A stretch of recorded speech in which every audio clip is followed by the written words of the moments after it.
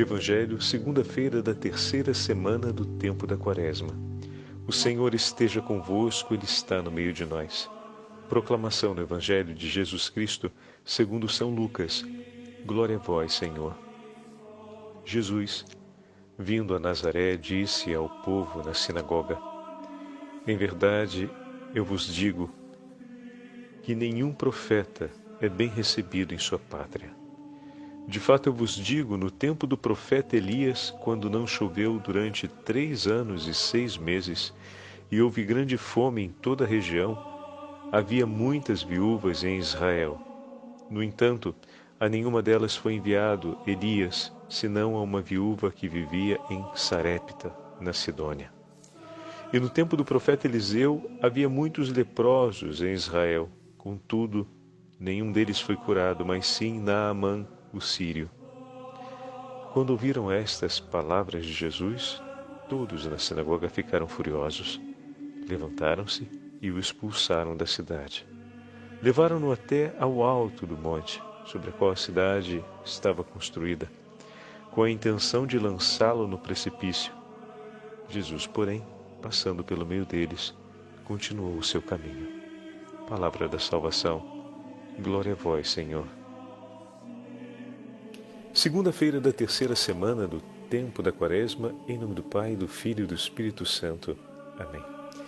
Queridos irmãos e irmãs, estamos hoje no 4º capítulo do Evangelho de São Lucas. A Santa Liturgia nos entrega o discurso de Jesus na sinagoga de Nazaré, logo após o início da sua missão, como apresenta o evangelista Lucas. Depois de enfrentar a tentação no deserto, Jesus inaugura a sua pregação fazendo a pregação na sinagoga de Nazaré. E vemos a hostilidade dos interlocutores do Senhor. Mas esse texto, que já tivemos a oportunidade de meditar em outras ocasiões, hoje nos vem apresentado como parte desse itinerário da terceira semana. Ontem ouvimos o chamado do Senhor para nos convertermos, ou seja, nossa vida deve estar nas mãos de Deus e não nas nossas próprias mãos. Ontem falávamos também sobre a dificuldade real que toca o nosso cotidiano. Tudo que temos para fazer no dia, e temos muitas coisas a serem feitas, sem dúvidas são todas elas coisas importantes. Porém, é preciso que saibamos estabelecer uma hierarquia de prioridades. De todas as coisas importantes, quais eu preciso fazer por primeiro e, tendo também uma consciência muito clara sobre o dia, entendendo que algumas coisas não vão conseguir ser completadas hoje, quais não podem ser deixadas para amanhã. Esse é o ponto-chave. Aqui está o ponto da verdadeira sabedoria. E falávamos ontem também que é muito comum que as coisas mais exigentes a gente normalmente deixe para depois. A gente passa um pouco para frente, sobretudo quando nos exige um gasto de energia muito grande, uma aplicação emocional muito grande, a gente normalmente procrastina, ou seja, alonga um pouquinho o tempo, deixa para fazer depois. E falávamos ontem também que aquilo que o Senhor nos pede, aquilo que o Senhor nos entrega como mandamento, não pode ficar para depois. Essa deve ser a primeira coisa, aquela irrenunciável para o dia de hoje. Senhor, hoje eu quero cumprir a vossa vontade. E isso não vem deixado para depois. Mas, padre, às vezes eu fiquei tão irritado com aquela pessoa que eu não estou nem com cabeça para falar. É melhor deixar para amanhã, sabe? Porque se eu falar hoje, eu vou perder as estribeiras. Bom, muito bem, ótimo, tá certo. Nesse caso, é melhor deixar para falar amanhã, né? Mas não significa deixar tudo para amanhã. Eu vou deixar para amanhã as palavras que eu preciso falar com o outro, porque agora, com o sangue fervendo, eu não vou ter discernimento para pensar palavra nenhuma. Eu não vou conseguir ter um discernimento nem para equilibrar minhas próprias emoções, quanto mais para falar e ganhar o meu irmão. Ou seja, ganhar para Deus o meu irmão, não ganhar do meu irmão como um opositor, mas ganhar o meu irmão para Deus. Falar com palavras que levem ele a encontrar o caminho da verdade. Usar palavras que possam realmente edificar a vida do meu irmão. Palavras embebidas de verdade que talvez firam, porque a verdade nos fere, mas ao mesmo tempo palavras que trazem consigo o bálsamo para curar essas feridas. Então vou precisar desse tempo, sim, mas é necessário que hoje eu comece a falar com o Senhor sobre os sentimentos que me agitaram o coração. Se eu pego tudo e jogo para amanhã, entre hoje e amanhã entra no meio do caminho a tentação que nos leva a desistir de pensar e desistir de orientar tudo isso que estamos sentindo e experimentando segundo a vontade de Deus. É preciso que a fé nos ilumine em todas as realidades concretas da nossa vida. E uma delas é na gestão dos nossos próprios afetos, na gestão das nossas emoções. É necessário começarmos hoje a falar com o Senhor. Porque se simplesmente digo, vou deixar para amanhã, eu não estou com cabeça hoje, vou deixar para pensar isso amanhã, verdade seja dita. O seu dia todo se degringola e a gente não consegue viver bem aquele dia. Porque a agitação é tão grande que, no final das contas, perturba todas as demais decisões e atitudes daquele dia. Por isso, falar com o Senhor sobre como você está se sentindo, recordar as promessas do Senhor, pedir o socorro dele. Né? Como assim recordar as promessas dele? Recordar aquilo que o Senhor disse, de entregar a Ele as nossas preocupações, de pedir o seu socorro. Veja, o Senhor nos deu um mandato de amar o próximo e nos deu tantos outros mandatos que são exigentes e são empenhativos. Mas o Senhor jamais nos entregou um único mandato que seja sem prometer ficar do nosso lado para que a gente ajude a cumprir. Essa é a hora de falarmos disso. Essa é a hora de recordarmos as palavras do Senhor e de pedirmos o seu socorro. Essa é a hora da oração na nossa vida. A oração que não apenas acalma o ânimo, mas restitui o estado de paz. Porque coloca outra vez no centro aquilo que deve ter prioridade na nossa vida. O que o Senhor nos pede e a sua promessa de estar conosco até o fim. Naquele momento eu preciso falar com Ele, sim, isso é prioritário. Se eu não tenho com quem dividir a agitação do meu coração, se eu não tenho com quem partilhar à espera do momento oportuno, se eu não tenho com quem desafogar as minhas lágrimas na intimidade, com esse alguém que me escuta, me compreende, mas que, sobretudo, fica do meu lado e estende sua mão misericordiosa para me consolar e me inspirar, eu não vou conseguir encontrar as palavras amanhã e nem depois de amanhã. Eu vou me perder dentro de mim mesmo. E isso, como falávamos ontem, gera a esterilidade. Ao mesmo tempo, assim como gerou na árvore, né, que não produzia mais fruto, na figueira. E no Evangelho de hoje tem um valor grande a continuação dessa mesma meditação. Né? Por que o padre está repetindo tudo isso? Para a gente entender como é que a semana ela começa com essa proposta, né, que foi feita no domingo, que foi feita ontem e que vai nos acompanhar nos demais dias. Ao falar na sinagoga de Nazaré, recordando o provérbio que diz, né, que o profeta não é bem recebido na terra, e não é só um provérbio, na verdade foi isso que aconteceu com todos os profetas, fala da dificuldade em acolher aquilo que em nome de Deus é anunciado. O profeta anuncia em nome do Senhor, mas a gente insiste em olhar o profeta não como aquele que fala em nome de Deus, mas como uma pessoa que a gente conhece, né? Meu irmão e minha irmã, a gente pratica tanto isso na relação com os nossos amigos. Quantas vezes a gente vê um amigo, uma pessoa conhecida fazendo um caminho de conversão e a gente às vezes tem aquela audácia de dizer, não, mas eu conheço os pecados que essa pessoa já cometeu. Eu não acredito nessa conversão que ela está demonstrando ter. Mas o que a gente está fazendo? Se a conversão é a obra de Cristo na pessoa, e se você conhece o passado dela, não é para se tornar o seu acusador, meu irmão, minha irmã, mas é para, vendo o que está se passando, poder declarar o teu testemunho. Realmente, Deus está se movendo aqui. Se essa mudança vai perdurar no tempo, isso vai depender do vigor espiritual com que aquela pessoa se dê o trabalho de viver o itinerário que ela está começando. A alegria do nosso coração por ver o outro começar um itinerário de conversão não pode se perder. Porque essa alegria é uma alegria de esperança para a nossa vida também. Eu conheço, eu sei o que essa pessoa já fez, já viveu, já passou. E agora, olha que ela está começando um caminho diferente. Então paro, olho, percebo e, de fato, bom, bendito seja Deus. Mas eu não sei se ela vai ter força para continuar bem ou não. Não caia num juízo temerário, por favor. Mas não apenas isso.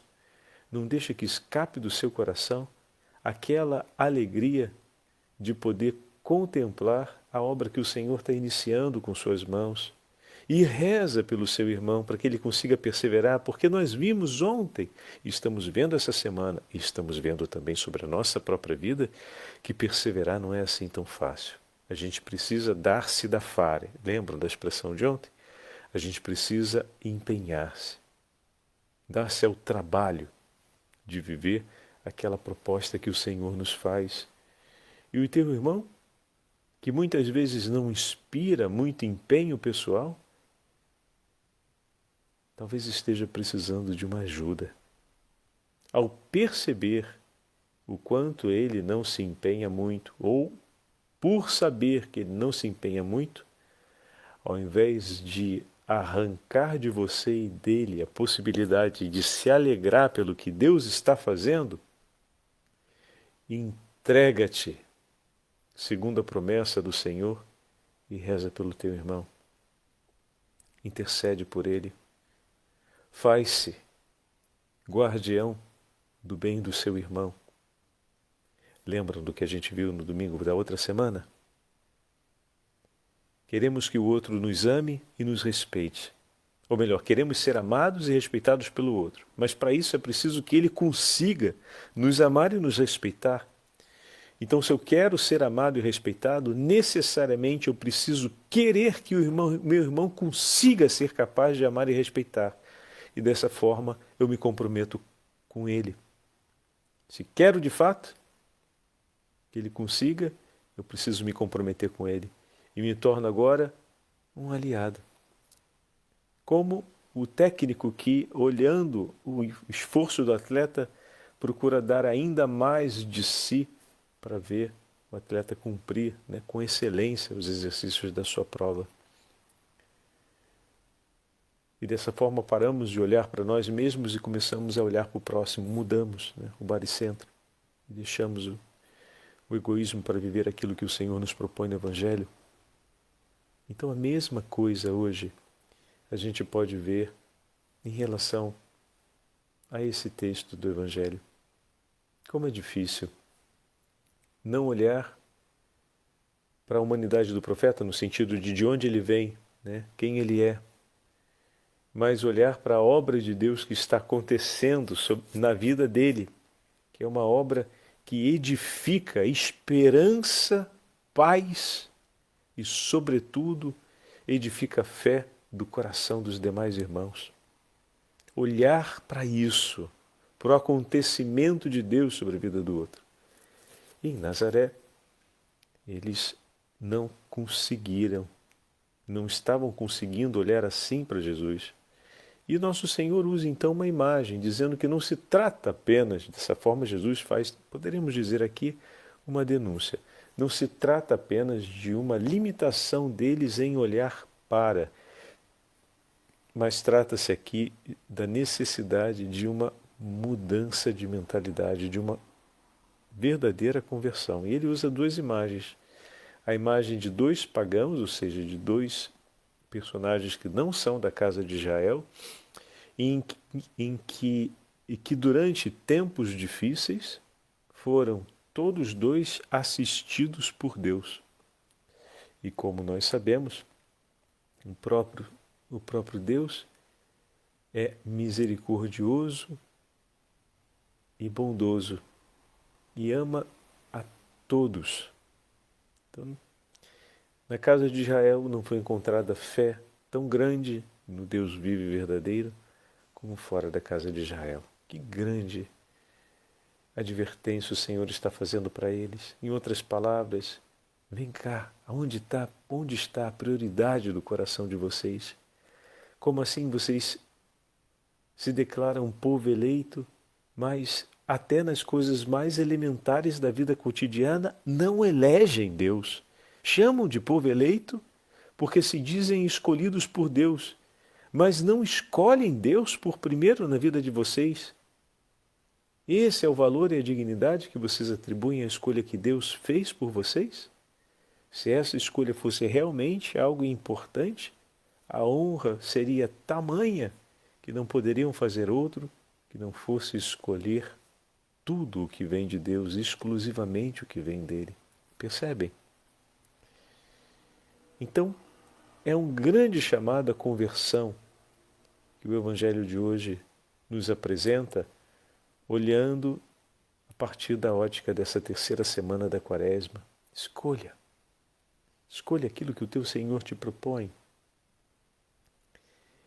E ali está a narrativa da viúva que São João Crisóstomo escreve essa página tão delicada e bonita que eu queria dividir com vocês, comentando o Evangelho de hoje, a respeito da pobreza e do gesto de amor do coração dessa mulher que não era da casa de Israel. Olha como escreve São João Crisóstomo. A viúva de Sarepta recebe o profeta Elias com grande generosidade, esgotando a sua pobreza em honra dele, embora seja uma estrangeira de Sidom, que nunca tinha ouvido o que os profetas dizem acerca do mérito da esmola, e muito menos ainda havia ouvido a palavra de Cristo. Tive fome e me destes de comer. Olha que bonito, meus irmãos. O profeta Elias bateu na porta dessa viúva e disse para ela pegar um pouco de farinha, óleo, água e preparar um pãozinho para ele. E ela disse: meu Senhor, o que me pedes? Eu e meu filho estamos aqui, nós só temos um pouquinho de farinha, óleo e água. Nós vamos preparar um pãozinho, sentar e esperar o momento em que o Senhor nos chamará dessa vida. E Elias olha compadecido para ela e diz: mesmo assim eu te peço, antes, vai e prepara um pãozinho para mim. E a mulher, com toda a amabilidade do seu coração, depois de ter falado, confessado para o profeta a sua tristeza, ter confessado para o profeta o seu drama, aquilo que era a sua dor, ter que assistir à morte de seu filho, esperar a própria morte, ela obedece. Depois de falar isso tudo e perceber que o profeta a escuta, e o profeta diz: mas antes disso vai preparar um pãozinho para mim. E ela vai, ela escuta, ela vai fazer isso.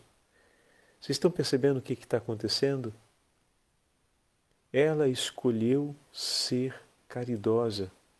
No momento mais difícil de sua vida, no momento onde ela poderia estar agitada por inúmeras coisas, o seu coração não estava agitado o suficiente a ponto de deixar para depois a possibilidade de cumprir uma caridade por aquele homem que lhe pedia isso.